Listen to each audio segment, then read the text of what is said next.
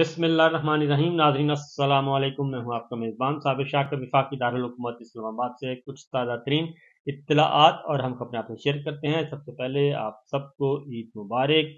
नाज़रीन जहां जहां कहीं भी बसते हैं, सुनते हैं, रहते हैं, सबको ईद मुबारक। अल्लाह ताला आप सबको ईद की खुशियां मुबारक करे। आज सिवाय बांग्लादेश और इंडिया के बाकी तमाम पूरी दुनिया में ईद मनाई जा रही है, लेकिन बांग्लादेश और इंडिया में चांद नज़र नहीं आया। तो उम्मीद है कि आज वहाँ पे चांद नज़र आ जाएगा और वो कल ईद मनाएंगे। बहरहाल हम आपको लिए चलते हैं इस्लामाबाद। इमरान खान साहब से मुलाकात हुई है पाकिस्तान तहरीक इंसाफ के वकला की लीडरशिप की, और उन्होंने कुछ हिदायत दी हैं, कुछ आइंदा का लाहे अमल बताया है। मैं चाहूँगा कि आप उनसे बराह रास्त सुने। सलमान अकरम राजा साहब हैं, रऊफ खतून साहब हैं और शुएब शाहीन साहब हैं और दीगर रहनुमा हैं। वो प्रेस कॉन्फ्रेंस कर रहे हैं, उनकी प्रेस कॉन्फ्रेंस सुनिए बराह रास्त। अच्छा जी, अस्सलाम वालेकुम एवरीबॉडी, बहुत मेहरबानी आपकी तशरीफ आवरी की। आज अजाला में हमारी वकला की टीम की खान साहब से मुलाकात हुई। सलमान अकरम राजा साहब थे, इंतजार पंजोता साहब थे, उसमें शुएब शाहीन साहब थे और नईम पंजोता साहब थे। एज यूजुअल जब वो बात करते हैं, खान साहब तो बहुत फ्रैंकली और बहुत ब्लंटली बात करते हैं। आज की गुफ्तगू भी उनकी वकला के साथ कुछ इसी किस्म की थी। और if I am right to state this, Salman साहब की उन्होंने कहा था कि आप इसको शेयर करें। तो it's over to you Salman साहब। जी बहुत शुक्रिया आप जी शुक्रिया। बिस्मिल्लाहिर्रहमानिर्रहीम। जैसा कि रऊफ साहब ने कहा, आज हमारी इमरान खान साहब से अडाला जेल में तफसीली मुलाकात हुई और इमरान खान साहब बहुत पुरज़म नजर आए। उनके जहन में कुछ ख्यालात हैं, पाकिस्तान के मुस्तकबिल के हवाले से कुछ फिक्र भी है, और इन ख्यालात और इन अफकार का उन्होंने हमसे तकाजा किया कि हम आवाम के साथ, आपके साथ इनको शेयर करें, आप तक ये बात पहुंचाएं। इस वक्त पाकिस्तान एक बहुत अहम मोड़ पे खड़ा है और इमरान खान साहब को इस बात का इदराक है कि पाकिस्तान के अवाम 8 फरवरी को अपना फैसला दे चुके हैं। और अगर इस फैसले को अब झुटलाया जाता है, जैसा कि इस वक्त सूरत हाल है, इस फैसले को रद्द किया जाता है एक जाली रिजल्ट के जरिए, तो पाकिस्तान आगे नहीं बढ़ सकता। इसकी दलील हमारी तारीख भी है और इसकी दलील हमारी अक्ल भी है। देखिए, जब हम तारीख पर नजर दौड़ाते हैं तो हमारे सामने 1970 का इलेक्शन आता है। 1970 का इलेक्शन खान साहब ने बारहा कहा कि उनकी आंखों के सामने है। 15 मार्च 1970 वो ढाका में मौजूद थे, एक अंडर 19 टीम के साथ मैच खेलने। उन्होंने अपनी आंखों से देखा वहां क्या समा था। जब आप एक अवाम के दिए गए फैसले को वोट के जरिए, जो जमहूरी तरीका है, जो एक आईनी तरीका है, उसको आप रद्द करते हैं तो उसका रद्द अमल जरूर होता है। अवाम और रियासत का रिश्ता, खान साहब ने बारहा कहा, वोट के जरिए है। आप वोट को जब पामाल करते हैं, वोट को इज्जत नहीं देते, तो आप अवाम को इज्जत नहीं देते। और जब आप अवाम को धुतकारते हैं तो आप नहीं ये मफरूजा कायम कर सकते कि मईशत तरक्की करेगी, मुल्क जो है मुस्तहकम रहेगा। यही कुछ 1970 में हमने भुगता। उस वक्त के डिक्टेटर याहिया खान का एक 10 साला प्लान था।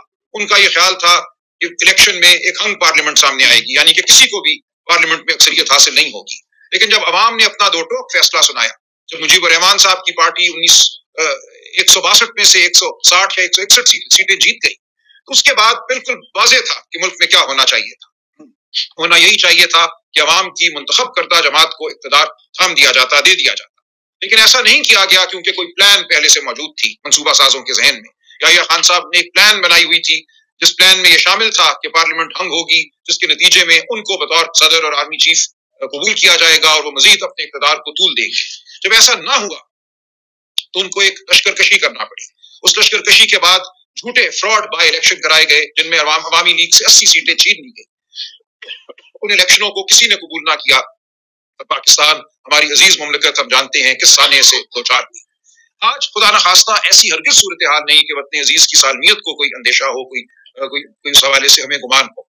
हम सब पाकिस्तान की सालमियत के लिए कोशा है, पाकिस्तान की तरक्की के लिए कोशा है। हम सब पाकिस्तान के लिए सोचते हैं, पाकिस्तान की तरक्की, पाकिस्तान के अवाम की तरक्की के लिए सोचते हैं। लेकिन हम आपसे, आपके तवस्सुत से, अवाम से और मुक़्तदरा से ये दरखास्त करते हैं कि पाकिस्तान की अवाम की आवाज को सुना जाए, पाकिस्तान की अवाम को मजीद ना ठुकराया जाए। इसी में हम सब की फलाह है, इस रियासत की फलाह है, इस रियासत की मईशत की फलाह है। कहा जाता है कि हमारी मईशत तरक्की करेगी अगर फला मुल्क से इतने बिलियन डॉलर आ गए, फला मुल्क हमें इतने बिलियन डॉलर का फला मंसूबा दे देगा। देखिए, ये सब खाम ख्याली है। जब तक कौम और रियासत में रब्ता हो, जब तक कौम और रियासत में एतमाद का रिश्ता ना हो, कोई मईशत तरक्की नहीं करती।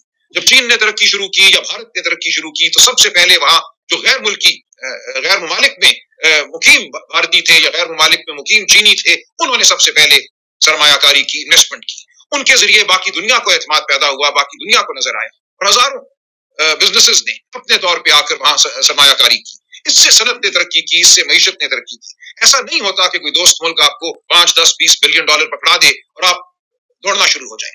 सीपेक के तहत हमारे मुल्क में 60 बिलियन डॉलर तो आ चुका 2015 और 2020 के दरमियान। क्या हमें उसका फर्क नजर आया अपनी मईशत पर?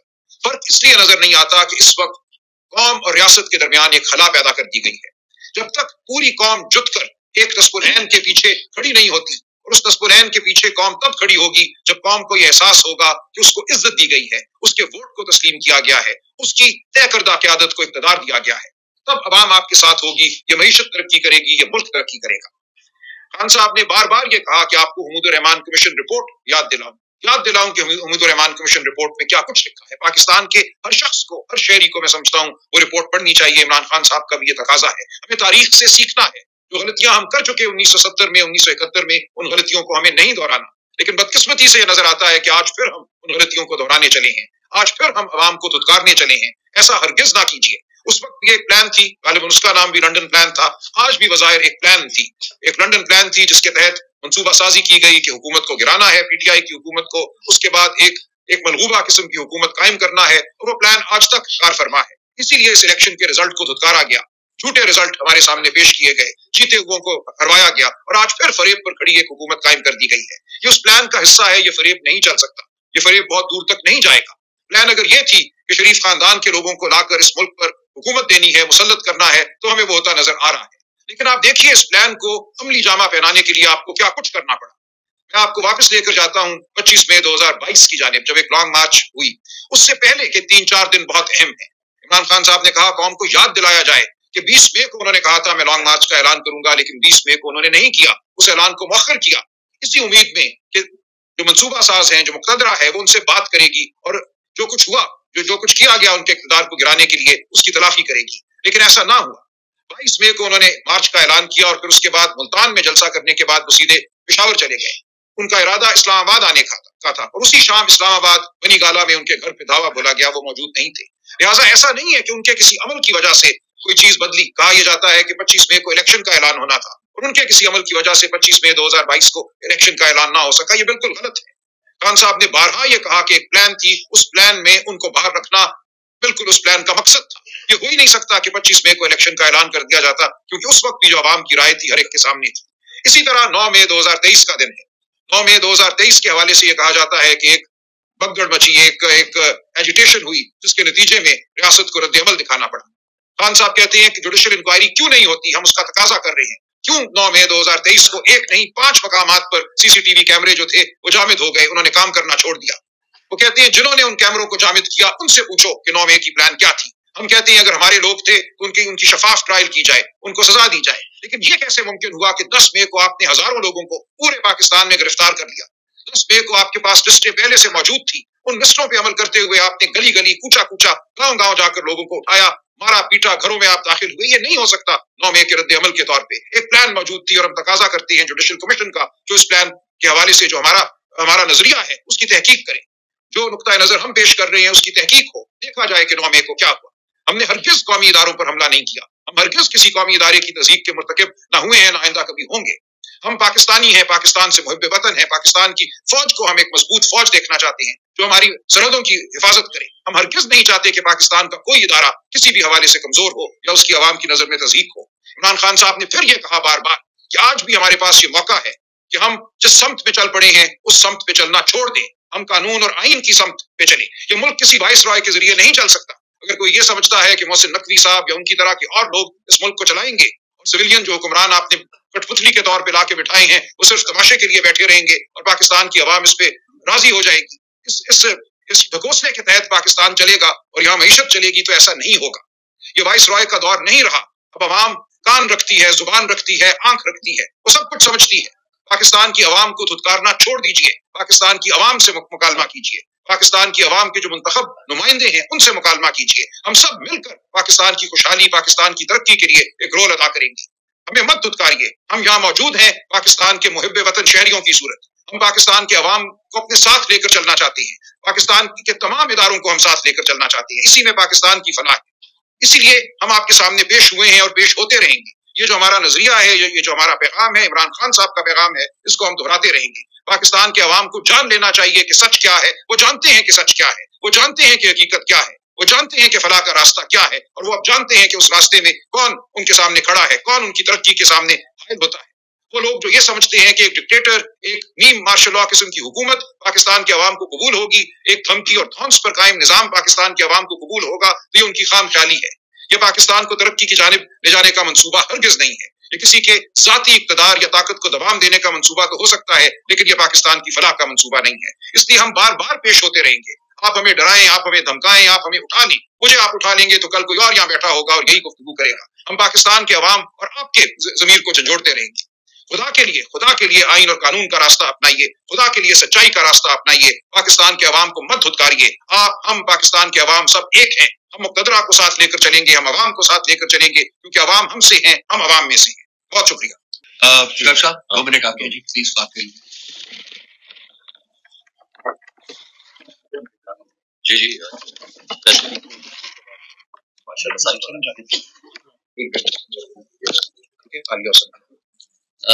सलमान अकरम राजा साहब की गुफ्तगू के बाद मैं सिर्फ चंद पॉइंट्स ऐड करूंगा।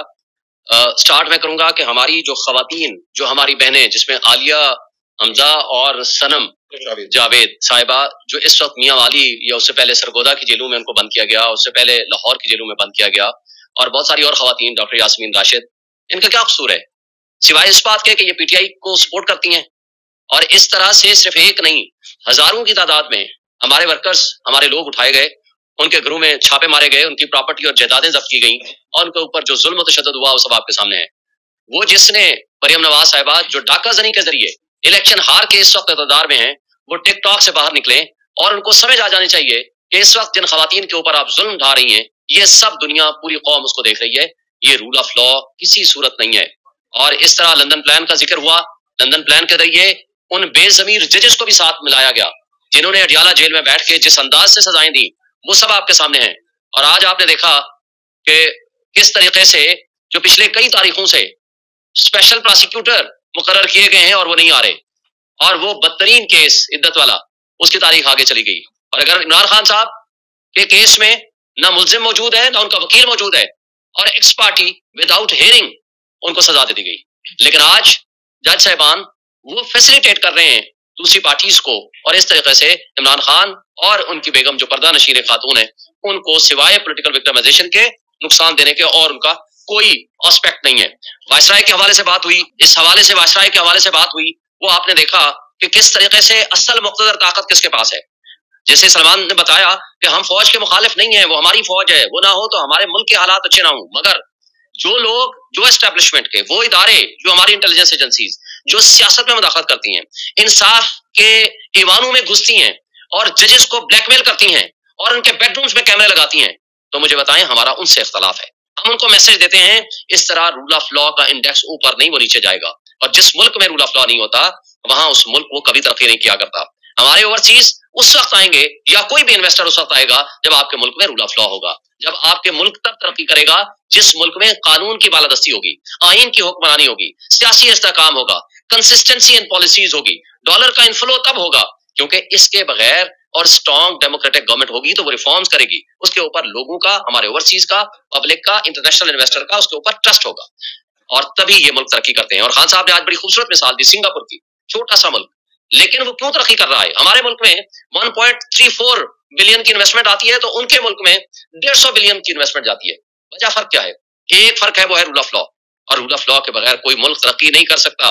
और एक बात हम, जो सबसे अहम बात है, वो ये है कि हमारा जो केस ह्यूमन राइट्स वायलेशंस का केस हो, हमारा फॉर्म 45 के हवाले से कोई केस हो, हमारा रिजर्व सीट्स के हवाले से केस हो, लेकिन कोई केस हमारा सुप्रीम कोर्ट में नहीं लगता।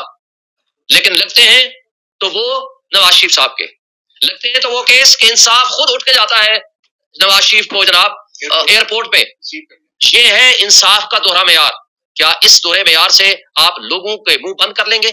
और वो पंजाब पुलिस के आईजी को जिसको वो तमगा दिया गया है, तो मुझे अफसोस से कहना पड़ता है कि ये हमारे फिर जो डाकू, कच्चे के डाकू चंद एक जो इधर फिरते हैं, उनको भी बुलाएं, उनको भी तमगे दें, उन्होंने क्या किया है पूरा 1 साल, सिवाय लोगों के घरों में घुसना, लोगों को उठाना, बदतरीन तशद्दुद करना। और उसकी एक मिसाल अभी इंटरनेशनल जो टूरिस्ट है उन्होंने दे दी।